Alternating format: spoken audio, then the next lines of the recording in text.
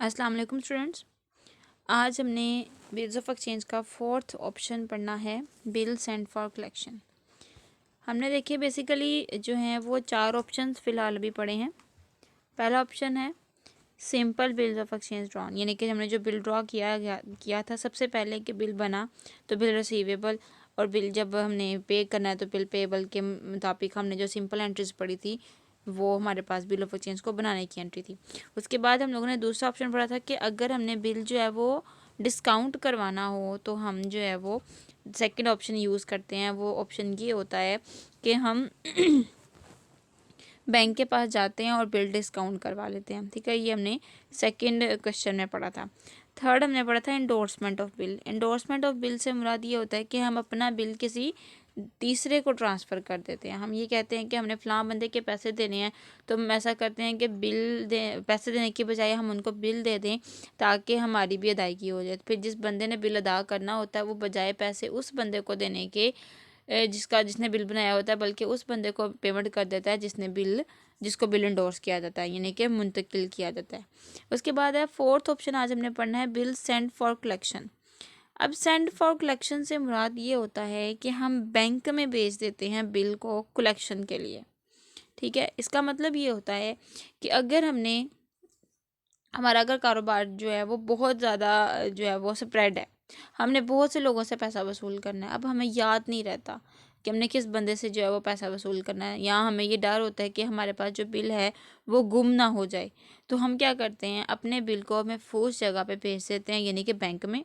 और बैंक वालों से ये कहते हैं कि जब ये यानी कि ड्यू डेट हो जाएगी बिल की, तो आपने जो है ना ये बिल के पैसे जो हैं वो फ़लाँ बंदे से कलेक्ट कर लेने हैं। यानी हम लोग ख़ुद कलेक्ट नहीं करते, हम बैंक की ड्यूटी लगा देते हैं कि बिल मैं आपको दे के जा रहा हूँ। ठीक है, और ये बिल जो है वो आपने फ़लाँ बंदे से वसूल कर लेना है। इसकी एग्जांपल एक ये कर सकते हैं कि हमारे पास कोई ऐसी चीज़ है जो हम संभाल के नहीं रख सकते, तो हम अपने किसी ट्रस्टेबल फ्रेंड को दे देते हैं कि यार ये चीज़ तुम अपने पास संभाल के रखो, जब ज़रूरत होगी वो तुमसे ले लूँगा। इसी तरह से हम अपना बिल जो है वो बैंक को दे देते हैं ताकि वो संभाल के रखे, और ड्यू डेट पे जब उसकी अमाउंट अदा करनी हो तो हम उसकी अमाउंट जो है वो बैंक से ही वसूल कर लें। यानी कि बैंक क्या करेगा, हमारे अकाउंट में हमारे उतने पैसे डाल देगा जितने भी बिल के होंगे। ठीक है, तो यहाँ पे हम इसकी डिटेल्स भी पढ़ लेते हैं कि बिल सेंड फॉर कलेक्शन क्या होता है। फोर्थ ऑप्शन है हमारे पास बिल सेंड फॉर कलेक्शन। ठीक है, if a business man has the numerous bill that he got from the various debtors, यानी कि बिजनेस मैन के पास बहुत ज़्यादा जो है वो बिल हैं। ठीक है, जो कि उसने डेटर्स यानी कि जिनसे पैसा वसूल करना है उनके बिल्स उसके पास पड़े हुए हैं। ही में send these bill to his banker for the collection purpose. वो क्या करता है, अपने ये सारे जितने भी हैं बिल जो है वो कलेक्शन के लिए भेज देता है बैंकर को।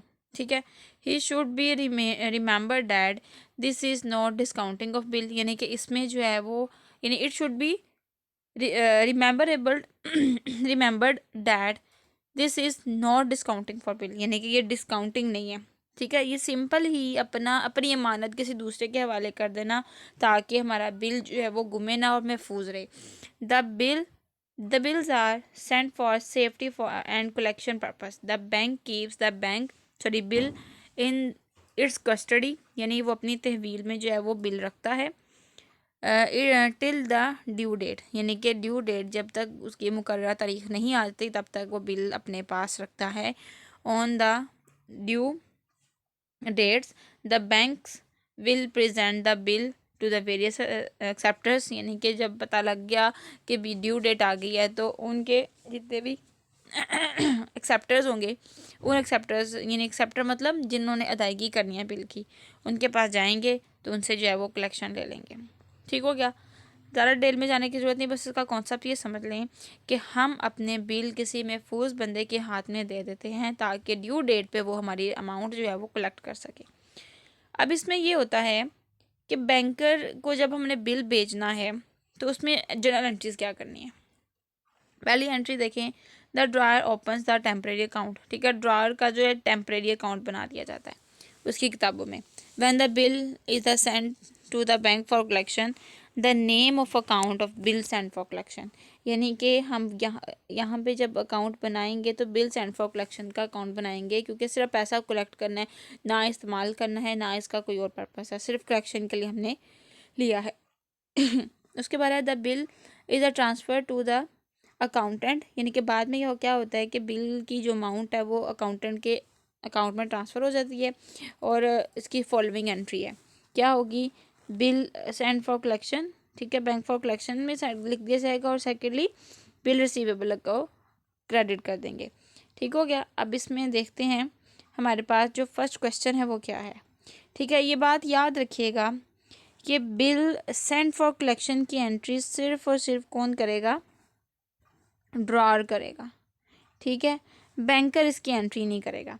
जैसे कि हमने लास्ट टाइम जो डिस्काउंट का हमने पढ़ा था तो उसमें ये देखा था कि जब बिल डिस्काउंटिंग के लिए जाता है तो बैंकर अपने पास जब बिल रखता है तो बिल को डेबिट करता है, ठीक है, उस जिस बंदे को पैसे देने हैं उसको क्रेडिट करता है, साथ में डिस्काउंट रिसीव को क्रेडिट करता है। लेकिन यहाँ पे इसकी एंट्री नहीं होगी। यहाँ पे डायरेक्टली हमने क्या करना है, जब कलेक्शन के लिए बैंक के पास जाएगा तो बैंक अपने पास संभाल के रखेगा, तो बैंक संभाल के रखने की एंट्री नहीं करेगा, सिर्फ जो है वो ड्रॉअर एंट्री करेगा। वो ये एंट्री करेगा कि उसने बिल कलेक्शन के लिए सेंड कर दिया है और साथ में बिल रिसीवेबल कर देगा क्रेडिट, क्योंकि बिल उसके पास से चला गया बैंकर के पास। अगर बैंकर के पास अब बिल चला गया है तो बैंकर उस किसको क्रेडिट करेगा, चलो बिल को उसने डेबिट कर दिया लेकिन क्रेडिट किसको करेगा, क्योंकि बैंकर की तरफ से अभी टोटल ट्रांजैक्शन नहीं हुई। यानी कि आप अगर किसी की चीज़ को बतौर अमानत अपने पास रखते हो तो आपके पास वो चीज़ आ गई, लेकिन गई तो कुछ भी नहीं ना। तो इसलिए बिल सेंड फॉर कलेक्शन की हम बैंकर जो है वो एंट्री नहीं करेगा, सिर्फ जो है वो डेटर है वो एंट्री करेगा। ठीक है, नेक्स्ट अब इसका क्वेश्चन देखते हैं। क्वेश्चन करने से आपको मज़ीद इसकी जो एंट्रीज हैं वो क्लियर हो जाएंगी। ठीक है, क्वेश्चन है हमारे पास सबसे पहले क्वेश्चन नंबर 4 देखें। लिखा हुआ है A sold goods to B, A ने बी को चीज़ें बेची टू 45 रुपीज़, यानी कि 4500 रुपीज़ ऑन क्रेडिट, उधार बेची हैं on 1 January 2005। A drew a bill, A ने बिल ड्रॉ किया to the bill for rupees 4500 on the same date the at 3 months, यानी कि 3 माह के लिए बिल ड्रॉ हुआ। ए ने बी को चीज़ें बेची हैं, उधार बेची हैं, और उधार बेचने के बाद उन्होंने कहा है कि इसमें हमने क्या करना है, 3 माह की एंट्रीज करनी है। उसके बाद 2 जनवरी को वो अपना बिल, ए जो है A send the bill to the banker, A ने जो है वो बैंकर को बिल सेंड कर दिया फॉर कलेक्शन के लिए। On the due date B is met the acceptance, यानी कि यहाँ पे ये बताया गया है कि ए ने जो है वो बिल बैंक में सेंड किया था, ड्यू डेट यानी मुकर्ररा तारीख 3 माह आ गए, 3 माह बाद बी ने अपनी रकम अदा कर दी and the bank receive the collection charges. ठीक है, अब कलेक्शन चार्जेस क्या होते हैं, बैंकर जो है वो ए का काम कर रहा है, क्या काम कर रहा है कि उसकी चीज़ को बतौर अमानत संभाल के रख रहा है। जो बिल है बैंकर को दिया गया, ए ने बैंकर को जो बिल दिया है वो बिल जो सेंड फॉर कलेक्शन हुआ है बैंकर ने उसको अपने पास संभाल के रखा हुआ है। उसकी ड्यूटी है कि अगर वो चोरी हो गया तो वो उसमें जो है वो बैंकर जिम्मेदार होगा। अब बैंकर हमारा एक काम कर रहा है, ठीक है, हमारी मदद कर रहा है, तो उसके अगेंस्ट वो हमसे चार्जेस वसूल करेगा। किससे वसूल करेगा, जिसका बिल कलेक्शन के लिए सेंड किया गया होगा। तो हमारे पास यहाँ पे जो ए पर्सन है, ए ने कलेक्शन के लिए भेजे तो कलेक्शन के चार्जेस जो है वो ए से डिडक्ट होंगे।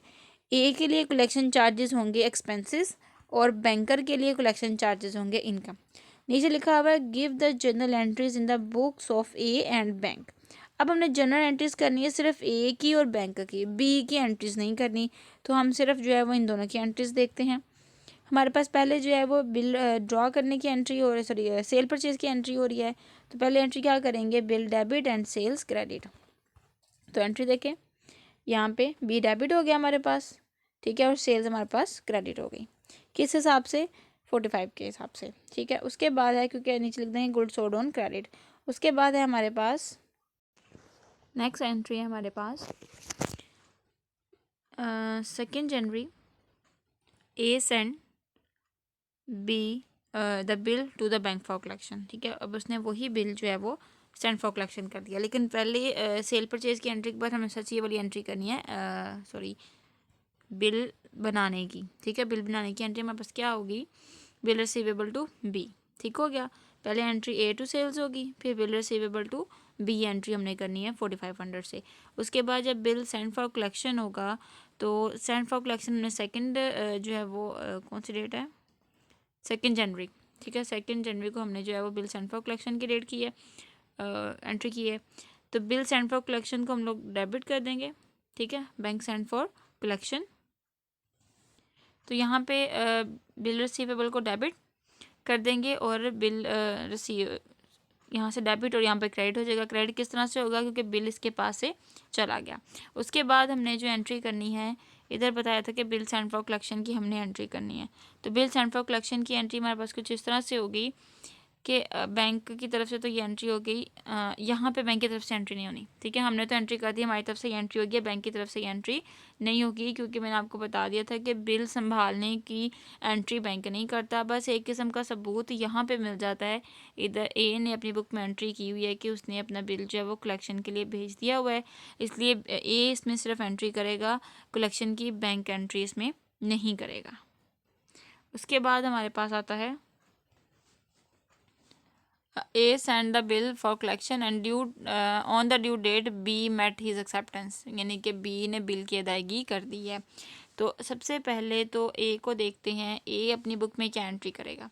A के पास जो है वो ए ने अपना जो था क्या कहते हैं बिल सेंड फॉर कलेक्शन कर दिया था, बैंक को भेज दिया था। अब उसके बाद उसने एंट्री ये करनी है, बैंक वाले यानी कि जब बी पेमेंट कर देगा तो ए को इतला कर दी जाएगी कि उसने पेमेंट कर दी है। तो ए के अकाउंट में, बैंक अकाउंट में क्या हो जाएगा, इजाफा, क्योंकि उसको पैसे मिल गए हैं, इस सूरत में उसके बैंक में हो रहा है इजाफा, तो उसको कर देगा डेबिट और सेंड फॉर कलेक्शन को कर देगा क्रेडिट, क्योंकि अब उसका पहले तो उसने ये लिखा था कि हमने जो है वो कलेक्शन के लिए लिखना है, यानी कलेक्शन करनी है, तो हमने उसको लिख लिया। जब कलेक्शन हो गई तो हमारे पास कलेक्शन ख़त्म हो गई तो हम उसको कर देंगे क्रेडिट। यहाँ पे डेबिट किया था और यहाँ पे हमने कर दिया क्रेडिट 4500 से। अब जैसे कि यहाँ पे देखा था, अच्छा यहाँ पे देखते हैं पहले एंट्री, बैंक इसकी क्या एंट्री करेगा, बैंक कैश को डेबिट कर देगा और ए अकाउंट को क्रेडिट कर देगा, क्योंकि उसके पास कैश आया और उसने वही कैश जो है वो ए को दे दिया। ठीक हो गया, यहाँ पे कलेक्शन भी लिख सकता है लेकिन हम लोग ए को लिखेंगे क्योंकि उसने पैसा जो है वो ए को दे दिया। तो कैश उसके पास आया, कहाँ से आया, बी से आया और उसने ए को दे दिया, तो कैश को डेबिट कर देंगे और ए को क्रेडिट कर देंगे। उसके बाद हमारे पास लास्ट ये एंट्री थी कि उसने जो बिल है वो कलेक्शन के लिए सेंड किया है, सॉरी कलेक्शन चार्जेस लिए गए हैं, जो कलेक्शन सेंड करनी थी बिल की उसकी चार्जेस भी जो है वो इसमें काउंट होंगे। तो कलेक्शन चार्जेस हमारे पास कितने हैं, 20। तो हम क्या करेंगे इसमें, अब देखा जाए तो ए के पास collection charges as a expense है, तो वो उसको नाम देगा बैंक चार्जेस का। याद करें बच्चों, जब हमने बीआरएस पढ़ा था तो बीआरएस में भी हमने ये देखा था कि बैंक चार्जेस जो हमारे पास होते हैं वो होते हैं एक्सपेंस, ठीक है, जितने भी जो हैं वो चार्जेस हैं, कलेक्शन चार्जेस हैं या बैंक चार्जेस हैं, हमारे पास एक्सपेंस होते हैं, तो हम उसको करेंगे डेबिट क्योंकि एक्सपेंस है, और बैंक हमारे पास क्रेडिट हो जाएगा क्योंकि बैंक वालों ने हमारे बैंक से पैसा काट लिया। तो जितना भी हमारे बैंक से पैसा काटा हम उसको क्या कर देंगे, क्रेडिट कर देंगे। ठीक हो गया, उसके बाद हमारे पास बैंक में एंट्री होगी, यहाँ पे ए डेबिट, ठीक है, उसने पैसा जो है वो कलेक्शन चार्जेस वसूल करने ए से, तो ए को डेबिट कर देगा, और collection charges as a income है बैंक के पास, तो इनकम हमारे पास क्रेडिट होती है, तो बैंक इनकम को जो है वो क्रेडिट कर देगा। ठीक है बच्चों, हमारे पास जो आज क्वेश्चन था, क्वेश्चन नंबर 3, वो आज बिल्कुल क्लियर हो गया है। सॉरी क्वेश्चन नंबर 4 था, ठीक है, वो आज क्लियर कर लिया हमने। अगर आप में से किसी को समझ नहीं आई तो आप मुझसे पूछ लीजिएगा। और सेकेंडली जो है वो क्वेश्चन नंबर 5, ये आपने मुझे करके दिखाना है, ठीक है, आप बेशक करके मुझे ग्रुप में दिखा दीजिएगा। उसमें क्या बताया गया है कि B and company sells goods to the P, B and company ने अपने जो गुड्स हैं, चीज़ें बेची हैं पी को। एक बी एंड कंपनी है, ये हमारे पास ड्रॉर है, और पी हमारे पास ड्राई है। 6000 रुपये का जो है वो जो है ट्रांजेक्शन्स की गई है, बिल ड्रा हुआ है फॉर 4 मंथ्स, 4 महीनों के लिए। पी ने एक्सेप्ट कर लिया है बिल, और रिटर्न कर दिया ए को। अब यहाँ पे हमें 4 कंडीशंस दी हुई हैं। पहली जो है कंडीशन ये है कि बिल बना है तो उसने अपने पास रखा है जब तक उसकी अमाउंट अदा नहीं हो जाती। दूसरी सिचुएशन बताई है कि इसी बिल की दोबारा से एंट्री करनी है डिस्काउंट के पॉइंट ऑफ व्यू से, इसी बिल की एंट्री करनी है इंडोर्समेंट के पॉइंट ऑफ व्यू से, और इसी बिल की एंट्री करनी है सेंड फॉर कलेक्शन के पॉइंट ऑफ व्यू से। हमने ये जो ऊपर 4 क्वेश्चंस किए थे इसमें सबसे पहला क्वेश्चन हमारे पास था कि बिल बना, उसने अपने पास ही रखा तो उसकी एंट्री क्या होगी, बिल डिस्काउंट करवाया और बैंक के पास चला गया तो उसकी एंट्री क्या होगी, फिर बिल इंडोर्स करवाया तो इंडोर्स के दौरान जो है वो क्या एंट्री होंगी वो लिखा, और फिर उसके बाद लास्ट पे हम लोगों ने बिल सेंड फॉर कलेक्शन की एंट्री सारी की हैं क्वेश्चन नंबर 4 में। अब यही जो 4 ऑप्शंस मैंने आपको यहाँ स्टार्टिंग पे बताए हैं, इन्हीं चारों ऑप्शंस को मद्देनज़र रखते हुए उन्होंने बाकी एंट्रीज़ की हैं। तो आपने क्या करना है, जो क्वेश्चन नंबर हमारे पास 5 है उसमें ये सारी की सारी एंट्रीज़ को बारी बारी करना है। इसमें एक ही एंट्री, जो पहली एंट्री है सेल और परचेज़ की, वो तो दोबारा होगी। फिर एक दफ़ा आपने बिल को चारों कंडीशंस के मुताबिक एक एक बार एंट्री सबकी कर देनी है। यानी कि लेट्स सपोज कि ये क्वेश्चन है तो इतना सॉल्व कर लेना ए तक, फिर इसी क्वेश्चन को बी तक सॉल्व कर लेना है। मतलब कि एक क्वेश्चन के 4 ऑप्शंस हैं और बारी बारी इन सारे ऑप्शंस को हमने सॉल्व करना है। ठीक है, अगर किसी को समझ ना आए तो मुझसे पूछ लीजिएगा। क्वेश्चन आपने मुझे लाजमी चेक करवाना है। अपना बहुत ख्याल रखिएगा। अल्लाह हाफिज़।